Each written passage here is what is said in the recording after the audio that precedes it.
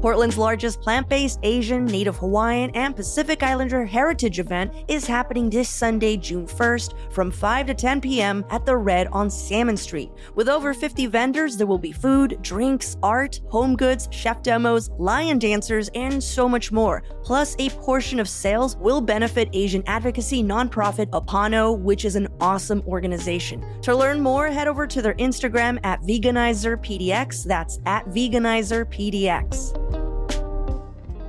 Test, check 1, 2. You know you need unique New York. You know you need unique New York. Does that sound all right? Ah, that's better. You can always tell something's missing when you get isolated results. Like AI that's only right for one of your systems.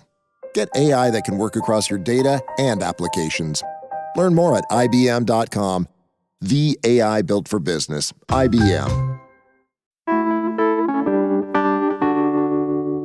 One of the more controversial items in the preliminary budget City Council passed last week was the reallocation of nearly $2 million from the Portland Police to Parks and Recreation. Now, while some see this as a lack of investment in public safety, others herald the move as necessary to help support safer public gathering spaces that are currently underfunded. And no matter where you are on that spectrum of opinion, you can't deny Portland has some of the most beautiful parks in the country. Just last week, Trust for Public Land ranked Portland 9th overall in the U.S. for access, finding that 89% of Portland residents live within a 10-minute walk of a park. I myself live within a 10-minute walk to 4 parks. So today on CityCast Portland, we're talking about some of our favorite city parks with Stumptown Savings founder Bryan Vance, senior producer Giulia Fiaoni, and you, our listeners. It's Tuesday, May 27th. I'm Claudia Meza, and this is what Portland's talking about.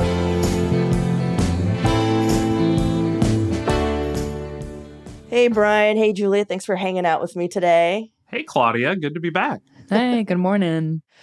Well, I was trying to corral some super fun facts about Portland City parks, but not one reference would agree with how many parks we have.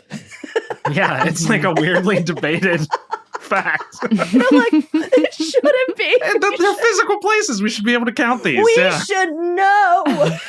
So Wikipedia says we have at least 279. But here's the deal, guys. I hand counted the parks. No, you didn't. I did. What, using Google Maps or something? Mm-hmm. Yeah. I know, using the list that City of Portland provides. And I'm sorry, I only counted, and this also includes parks that are managed by Metro, the state, the feds. Right. 221. Okay, but did you see there's another count out there by Trust for Public Land, this national nonprofit that does a lot of advocacy and work about building parks, 330. Where are they getting these numbers? I will say they have a very robust research department that actually works with local governments and local. You're saying that they're better? I think their data is better than the city and Metro. Our government should know how many parks it manages. That's all I'm saying. It's a point of pride. That's a number that you should be able to show off. Yeah. Anyhow, so listener, we have somewhere between 221 and over 300 parks. Somewhere in there. Yeah. But the one thing that I hear the most about Portland when I have visitors over, or I remember just coming, visiting myself, was just the sheer amount of parks. Mm-hmm. I've just never seen so many parks in a city. And I think it's one of our calling cards, and it's why this place is so beautiful. So I'm really glad that we get nerdy about parks.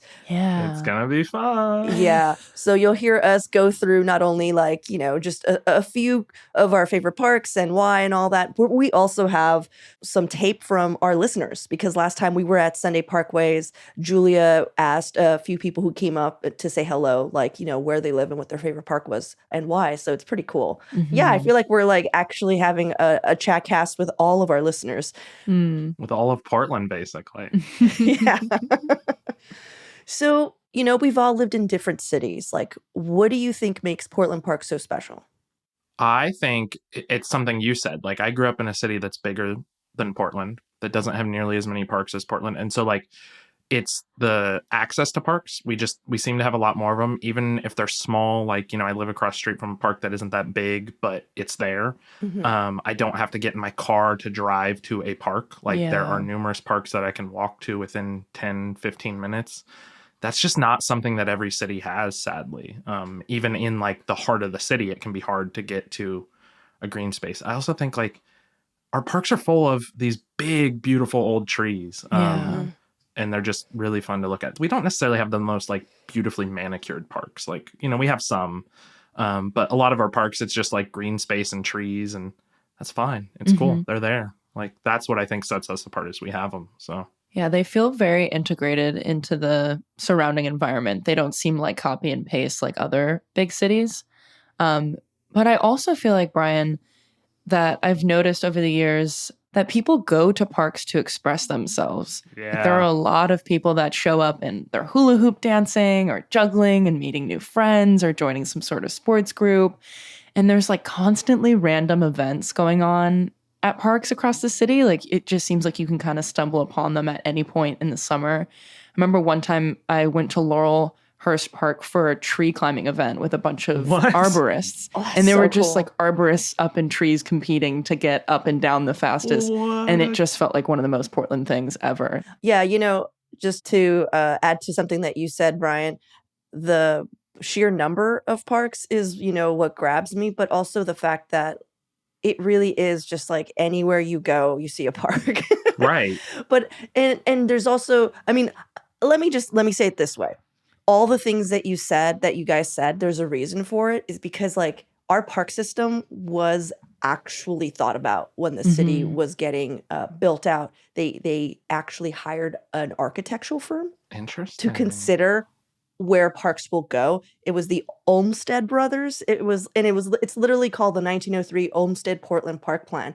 So it's one of the reasons why it's so integrated like into the makeup of our city. Yeah. Fascinating. Yeah. Yeah, I don't think other cities, you know what I mean? Like they might be like, oh, they had a plan. There was a plan. It did, even though it can feel like it just popped up organically, there was an actual thoughtful plan here. I will say though, I went back to Toronto to visit with my partner, and they grew up in Portland. And I remember thinking to myself, I kind of wanted to avoid going to parks as like a tourist destination in Toronto because I knew that they would not be impressive because of that reason, right? It's an afterthought. It's like, oh shit, we should probably have some green space for people. Yeah, totally. Will, what was the first park you guys visited in Portland that like really stuck with you? Oh, for me, this is such a like kind of cop-out answer, but it's true. It's Forest Park. Like, when I moved here, I remember being really impressed with just the scale of it, the size of it, the views from it. I can't remember that hike you can do, but you basically hike down a hill in Forest Park and you pop out at a bench that just overlooks the St. John's Bridge and all of St. John's. Gosh. And if the weather's right, you can actually see Mount St. Helens in the background. It's just such a cool space. There's really nothing else like it in the entire country. It is the biggest urban forest in all of America. I mean, it's just fascinating. What about you, Giulia? I always talk about this place, but for me, it was the Bluffs or Mox Crest Park, depending on... What is the actual name of that place? When you got to Portland. I think it's Mox Crest. Is it? It is. I've always heard it referred to the Bluffs. Yeah. I grew up like it was in my 20s. I'm like, I grew up. You grew up, yeah. But I did. I was just a young adult. That's what we called it. We called it the Bluffs. Yeah. I was shown that place on my first birthday in Portland when I first moved here. And I remember just like sitting under the like iconic apple tree that's still there, apples all around me, and watching the sunset and just noticing all of these different community connections that were being made around me. Just people hanging out and drinking wine and talking and laughing. And it felt like something I'd never really experienced before in Portland at that point. And also just generally, like there was something really comforting about that environment. And it helped me understand like why people get so excited about like outdoor spaces here and why it's so important. Mm-hmm. It's just such a cool sunset view too. Like you're over that Union Pacific rail yard. And you can hear it. Oh, yeah, that's fun. The sounds, I love it. I get that if you live in that neighborhood, hearing the clanging at 5 a.m. isn't fun. But when you're there just like hanging out in the park overlooking and you just hear this loud bang, it's kind of cool. Yeah. I love the contrast of it. And I also just love trains. So I feel like that's an extra special touch. It's just like, oh, they're so cool. Yeah. Well, Giulia, that was definitely my answer. So I'm going to give you an alt answer. Oh, no, yeah, Giulia, feel sorry. You stole it. That's so funny. But the thing I was going to say was Peninsula Park, but only because it was the first park that I did mushrooms at. Oh, that's really special. That would have a wild impact on you. And it's not only like, I mean, it's gorgeous. It's a gorgeous park, but I didn't notice the symmetry until I was on mushrooms. Do you know what I mean? Like when you're just like, whoa, those trees are the same height. And those trees are the same height. And I didn't realize. And then I went home and I Googled it and I was like, oh, that's why. Like it was it's a European style park. Yeah. But I never noticed this. I never noticed it. I just was like, there's a lot of cool roses here. Yeah. Yeah. I could see that putting a whole new spin on it, you know? Yeah. It's so funny that you point that out, Claudia, because someone that we had met, a listener at Sunday Parkways, had said the same thing, and how that European style really comes through. They were doing mushrooms at Peninsula Park? Yes. They may have been. Everyone does. Let's listen to this one. My name is Blake, and I live in Irvington. My favorite park in Portland is Peninsula Park. Peninsula Park feels like you have gotten into a wormhole and came out the other end in Paris. It's true. Yeah. He nailed it. Yeah. Also, he may have been on mushrooms. Just saying. All right, well, let's take a quick break here. And when we come back, the best parks to take your mom or anyone visiting you.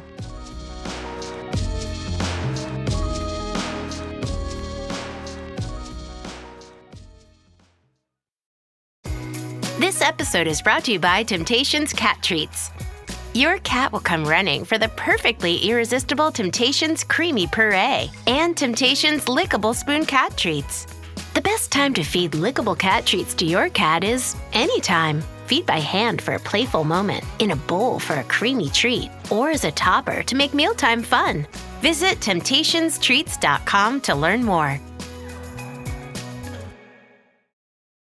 Are you still quoting 30-year-old movies? Have you said cool beans in the past 90 days? Do you think Discover isn't widely accepted? If this sounds like you, you're stuck in the past. Discover is accepted at 99% of places that take credit cards nationwide. And every time you make a purchase with your card, you automatically earn cash back.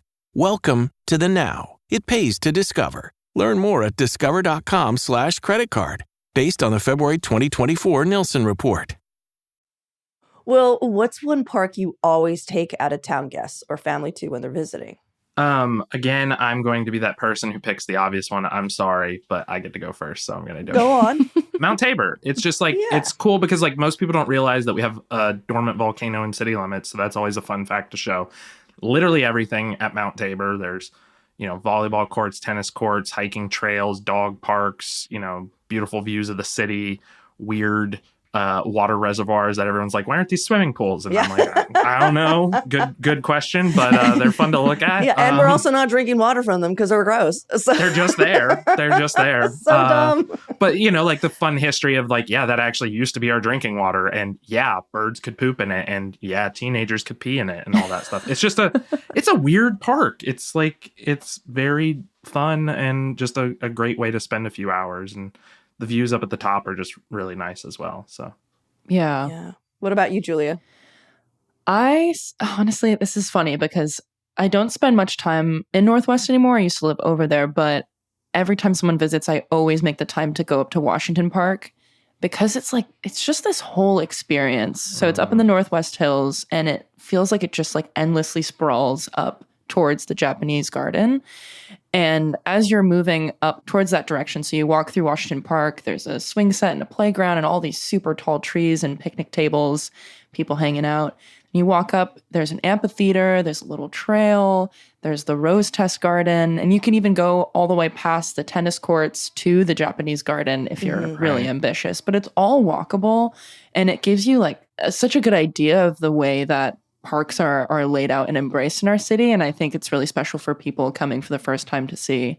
Washington Park feels like a amusement park of parks. Like there's a little bit of everything there. Mm-hmm. Yeah. It's wild. It really is one of the coolest parks, I dare say, in the entire country. Yeah. It is also one of the oldest parks in Oregon, the oldest park in Oregon. That land was bought in 1871.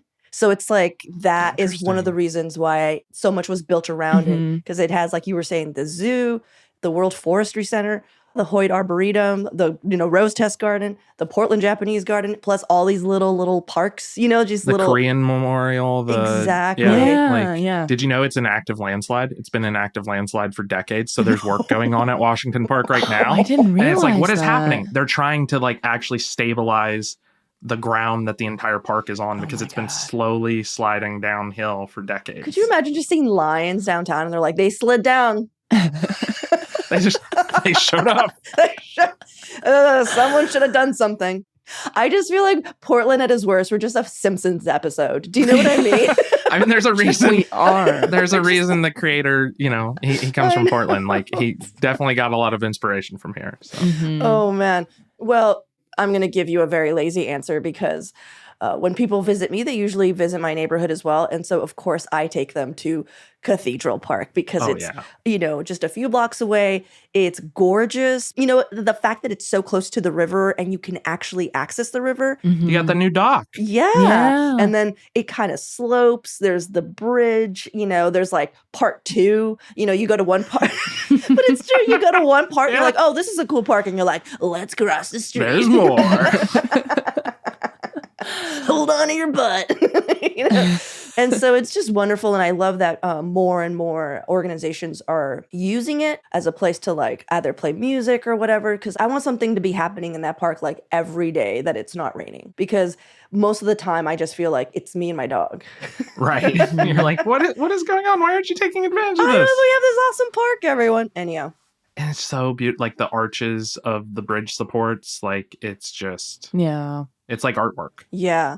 Well, right now they're reinforcing the arches. So it's kind of not that nice looking. There's just white plastic all everywhere. over. But the one thing that I like about it is that it's deterred pretty much every person from taking professional photos. Do you know what I'm talking about? It's ugly. And so they're not showing up with their whole kit and everyone in 3 outfits. And... Exactly. This is the thing. I'm sorry. Outfits. I need to gripe. Here's the deal with that, you guys, is that you don't get a permit.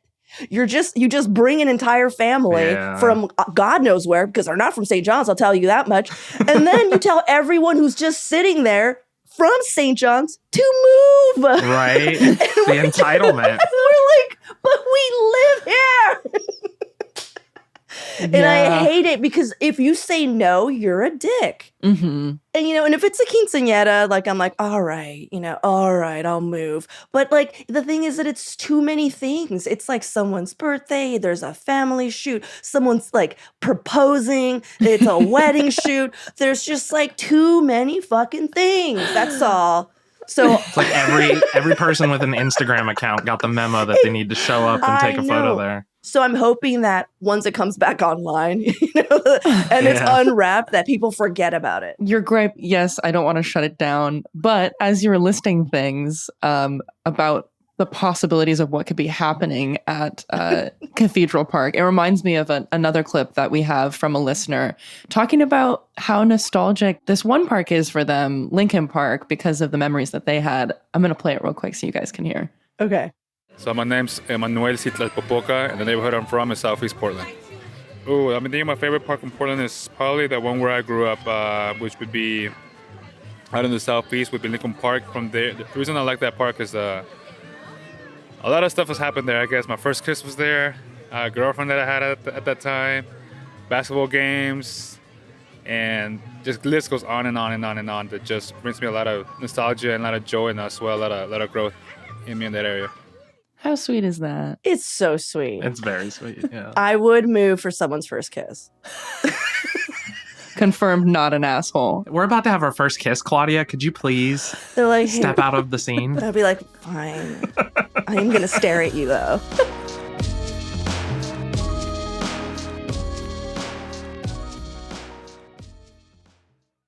Ryan Reynolds here from Mint Mobile with a message for everyone paying big wireless way too much. Please, for the love of everything good in this world, stop. With Mint, you can get premium wireless for just $15 a month. Of course, if you enjoy overpaying, no judgments, but that's weird. Okay, one judgment. Anyway, give it a try at mintmobile.com/switch. Upfront payment of $45 for 3-month plan, equivalent to $15 per month required. Intro rate first 3 months only, then full price plan options available. Taxes and fees extra. See full terms at mintmobile.com. Smart Water Alkaline with antioxidant. 9.5 plus pH, now in cans. Refreshing. Made for every way you move. Should I run a marathon? Let's start with finishing that water. Smart Water Alkaline with antioxidant, now in a sleek can. For those with a taste for taste. Grab yours today. Okay, so what is the best park for picnics, you think? I can jump in on this one. This one is very specific to the fact that I live in this neighborhood, but Oregon Park in Kearns in the Central East Side is a really special park that I feel like is like oftentimes overlooked. It's very intimate. It's just like one almost like square space surrounded by residential homes. So it feels like in the same way that like a neighborhood bar is a neighborhood bar, it feels like a neighborhood park. And every day around 4 p.m., all the families come out of their homes and take their dogs for a walk or take their kids to the playground. There's like constantly people having like mini volleyball tournaments with just like friends and neighbors. And it really is like a central point for this neighborhood. And every time I go, I just feel like I'm connected to my environment. It's become like a safe space for me to get out of my own home. And a listener that we met at Parkways used the same metric in defining their favorite park. It was somewhere that was close to home. So I'll play you that clip right now. My name's Graham Shipley, and I live in Woodlawn. I gotta give a shout out to Woodlawn Park. It's my favorite because it's across the street from my house, but also it is just one of the strangest ones with all of its little nooks and crannies. That's awesome. Did you guys know? Okay, I was like, what is up with Woodland Park? It's a basic earthquake emergency communication node. Okay, it's called Beacon. What? It's a place to go in Portland after a major earthquake to ask for emergency assistance if phone service is down or to report severe damage or injury. So just know that. If you're in the area, there's, the big one hits and you don't know where to go to help, get to Woodlawn Park. Yeah. Good to know. Yeah. I know. I've never seen it. I've never been there, but I'm really intrigued by these nooks and crannies. Like little places to hide away inside the park. Hide's maybe the wrong word. To tuck yourself away in the park. Brian, why are you want to hide in a park? Right? That sounds wrong. I promise I'm not hiding in parks. I'm just saying, like, you can get out of like everyone's Instagram shots in the nooks and crannies. Yeah, that's true. Yeah. But I'm just going to say that listener is really lucky because in case of an earthquake, he just has to cross the street. Mm-hmm. So easy. Right? I wonder if he knows that. Well, he does now, hopefully. Yeah. Well, what about you, Brian? I lived in Selwood for a long time, and for me, it's Selwood Park, not Selwood Riverfront Park, the one just up the hill. Yes, there are two parks right next to one another, both named Selwood. One is Selwood Park, and one is Selwood Riverfront Park. This is the one that has like the pickleball court. Yes, it has a pickleball court. It overlooks the Oaks Bottom Wildlife Refuge, and it's just a really cool spot. There's tons of like picnic benches and shaded areas, and if you get the right spot, you can actually look over that mini lake in Oaks Bottom where you can sometimes see, like herons and whatnot taking off. It's just a fun little place to just hang out, and like for that neighborhood, it's you can walk to it in like 15 minutes from literally any part of that neighborhood. It's just a nice central zone to just chill out. Yeah. Well, my pick, of course, has to be Mox Crest. That is the perfect spot for a picnic. I know we just talked about it, or the Bluffs, as a lot of people know it. Most people, I would say. But I think it's like the perfect space. It's always been my space to go for a picnic. It's close second is Peninsula. But I also wanted to bring something up that I don't know if you guys have talked about, but there is a garden called Crystal Springs Rhododendron Garden. Oh my gosh. Now that is a picnic. Holy cow, is that place beautiful. I totally forgot that counts as a park. That's true. It is technically a park. Yeah, so Crystal Springs Rhododendron Garden, if you guys haven't gone, it's like, the reason I think it's because it's not a public free park. You have to pay $5. There's admission. Yeah. Well, there is like a way you can get in a little bit cheaper if you like income dependent, like cheaper than $5, but I guess there's like a sliding scale situation. Mm-hmm. So. Oh yeah, because you count all the kids. Jesus, you're right. No, that's true. Yeah, so if you're flush with money, Crystal Springs Rhododendron Garden is an amazing, beautiful park. Especially in the summer, they allow dogs, they allow food, and I go through, whenever you walk through, you just see all these like little picnics out. It's just gorgeous. And especially if you go in like mid-spring, like when all the azaleas and the rhododendrons are blooming and you just see like more colors of rhododendrons than you even thought was possible. And there's so many like ducks and geese there. It's just like really fun to see like the wildlife interact and feel like you're in this little slice of nature, but it's so beautiful. Yeah, we had a listener at Parkways also mention their favorite picnic spot. So I'm going to play you that clip right now so we can hear it. My name's Jeff Farr. I live in the Concordia neighborhood. Favorite park is Peninsula Park, especially right now, the peak rose season in the Rose City. Beautiful place for a picnic. And we were just there on Friday night. He was just picnicking there. That's awesome. That's good for him. Yeah. I don't know if you guys knew this, but Peninsula Park used to be the site of like an old like horse racing track in the early 1900s. Oh, can I one up you on that fun fact? Yes. It was actually owned by a local businesswoman named Liverpool Liz. That is in the early 1900s because it was That's fake. It wasn't just a racetrack, it was a roadhouse that she owned. So she just had this nefarious wonderland for ne'er-do-wells, and then the city purchased it from her in 1909. Just imagine $60,000. That's how much they paid. They're just like, "Here, Liz, can we have it?" And she's like, "Sure." They took it over. Thanks, Liz. And yeah, thank you, Liz. It was completed in 1913, but yeah. Liverpool is. Well, and maybe a lot of people know this, but it was actually our first like rose garden. So before the big one in Washington Park, it was at Peninsula Park. It's still a rose garden. It's a slightly different one than the Washington Park one, but it's actually older. Oh, you're totally right. It was the city's first public rose garden and first community center. So lots of firsts. Thank you, Liverpool Liz. Yeah, lots of firsts there. All right. Well, guys, what's the most dog-friendly park? Oh, okay. The best dog park now is Normandale Park in Hollywood. Oh. It's super cool. There are 3 fully fenced in areas. They are accessible by each other. So if you go into one and your dog isn't really feeling the dogs in that group, you can just kind of pop over. Someone brought kiddie pools to the park and fills them up because there's water sources there, which is crucial because not every dog park has running water, but this one does. Completely covered by trees. So even when it's like 100 degrees out, it's like 85 in the park.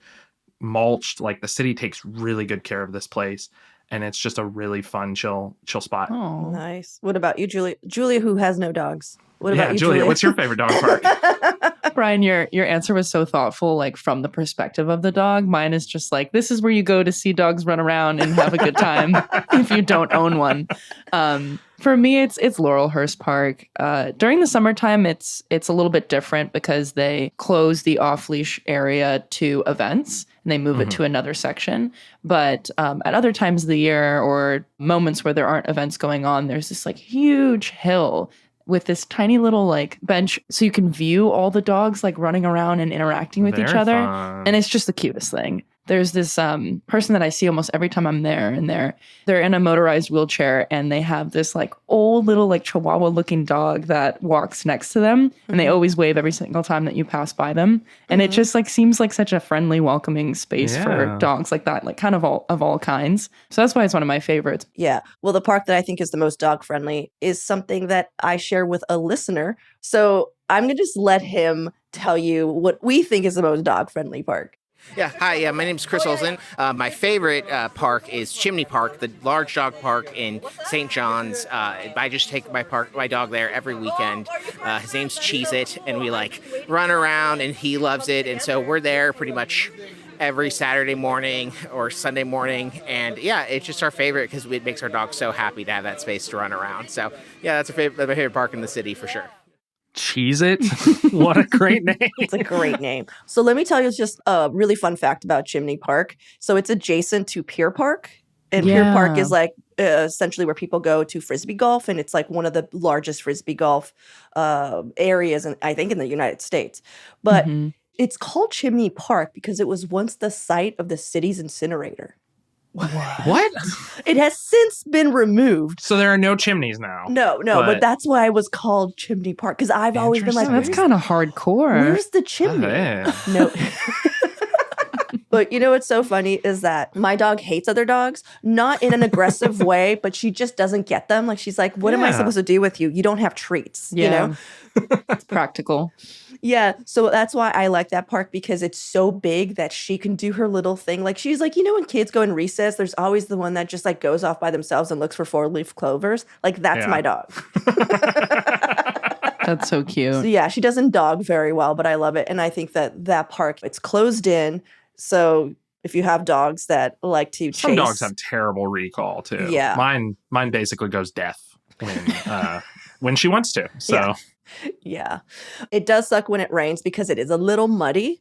But other than that, pretty sweet park. And Pier Park is also just a wonderful park to walk through, even if you don't want to play frisbee golf. Well, and Claudia, I would actually counter, does it suck when it's muddy? Because golden retrievers love to roll in the mud. It's probably the best park in the world when it's muddy. It's so funny because like me and my little like Cavalier King Charles would say, yes, it sucks. It sucks. And then here's this like big, goofy, 4-legged weirdo who's just like, yeah, mud pit, fun. Well, this is it. We're going to pick our all-around best park in Portland. I don't know if we're going to decide with, you know, what we've just discussed, or if someone's going to come out with something totally left field. They're just like, actually, I saved this one up. But Bryan, you want to go first? What's the all-around best park? And we're talking, so that means that's the best park for picnic. It's dog-friendly. It's somewhere to show off when your friends or family come around. Yeah, for me, it's Mount Tabor Park. It's big, so there's literally room for, even if there's like, you know, Wednesday nights, people turn it into a giant dance party. There's still parts of the park you can go where if you're like, I hate dancing, you can go do something else in the park. Tennis courts, hiking trails, water that you can stare at on a super hot day and be like, wouldn't it be cool if we could swim in it? Like, it's a park for everyone. I really think it's our crown jewel. Oh, man. What about you, Giulia? For all the reasons you just described, Bryan, I feel the same way about Laurelhurst Park. And instead of tennis courts, it's pickleball courts. But everything else is about similar, where it's big enough where you can escape if there's a dance party going on at the center, places for your dogs. There's a little lake you can't go in that looks turquoise for some reason. But it's a really special place. Giulia, do not go in that lake. Please don't. I think about it every don't do time. it. Do not do it. Not a good call. Yeah. Unless you want to become like a DC B-list superhero called Swamp Thing. Like, then you go into it. But otherwise, stay out. That's so sad. It's got to be worse than the algae blooms, that thing. My God. There's no way. Giulia went into the lake and now her superpower is cancer. Oh, jeez. That's an odd one, but it's real. Woohoo. All right. Before I give you mine, I want to play a listener's all-around best park pick. I don't want to say what it is. Can you set it up, Giulia? I got it. My name is Renata, and I live in Roseway neighborhood. I would say Cully Park, because it has a pretty new playground. It has open space, beautiful views. You could see airplanes taking off, and then I like that it's in an area where there's a lot of people living in that area, but there's not a lot of green spaces. So I like that they built that space into a park. Have you guys been to Cully Park? I've been to Cully plenty of times. I've never been to the park. Yeah. Ever. I've not gone, but I've been to Broughton Beach, which is right next to there. It's right off the Columbia. And I know what that listener is saying about the airplanes flying over. It's wild. Like, it feels like it's like 10 feet above your head. Because it is, basically. The airport's right there. Well, the reason I love her answer so much is because Cully Park was, this amazing green space that needed to happen. Cully is just known for being one of the only neighborhoods that has like the least amount of green spaces. I guess the Olmsted brothers just did not look in that direction. But I don't know if it was part of Portland at that point. But prior to Portland buying that, Cully Park was actually a landfill. Yeah, I heard about that too. Yeah, it was privately owned landfill. And the landfill permanently closed in 1990. The city took it over in 2002. And it partnered with Verde and a nonprofit called Let's Build Coley Park.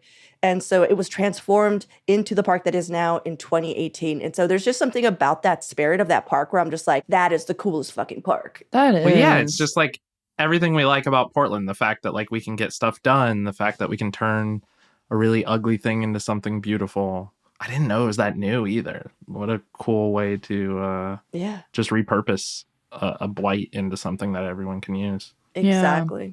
Especially to an underserved community. So I was just like, yeah, Coley Park all the way. But if Coley Park were around, I would say Cathedral Park was up. Yeah, that's my favorite all around. I think it's even like dog friendly. It is. There's a dog area. It's not leashed. It is by a train track. But it goes real slow. The train goes real slow. Enough time to grab your dog. It's an adrenaline dog park. No, but I take my dog because, she's not really into other dogs. She's into running super fast in brush because she was just trained to give me game to shoot, even though I don't do that, but it's in her blood. So she loves running into brush, and there's just enough brush by the river that I just let her run through, and she'll come out. Sometimes it's not smelling wonderful, but like slimy. Yeah, but it's great. She has a wonderful time. Yeah, Cathedral Park is just like a really cool place that just has a bunch of different things. That's what's cool about all these parks that we mentioned. They're all like known for more than one thing. It's not just like a great place to picnic. It's, a great place to let your dog be a weirdo or to see people hula hoop with flames or something. Like they're all fun spots. Yeah. I just feel like there isn't really. I mean, there is no best park. It's too like they're all best parks. It's like trying to pick your favorite child. Like, sure, maybe you have one that you like think always is funny the middle or one. whatever. Yeah. I'm a middle child. Yeah. Whenever there's a middle child, like in a conversation, especially an argument, you're just like, I'm so glad you're here. Lots of experience. We just need one of you here. Anyhow, well, thank you so much, you guys, for hanging out with me and talking through some of the best parks in Portland. And like Bryan said, there isn't a bad park. There isn't a stinker in the bunch. So yeah, please go out, enjoy one of the either 221 to over 300 parks that Portland has. Do us a favor and count while you're there. Will you? Somebody let us know. Yeah, get back to us. Before we head out, I wanted to give another big thanks to everyone who became a CityCast Portland neighbor during our spring campaign. Thank you to Patrick T, Emily P, Dwayne T, Crystal T, Anna Y, Day W, Kevin G, Joshua H, Maureen H, Jessica B, Melissa D, and Mandy S. Thank you so much, you guys. We couldn't do this without you. And it's not too late to join. You could become a CityCast Portland neighbor at membership.citycast.fm. That's membership.citycast.fm.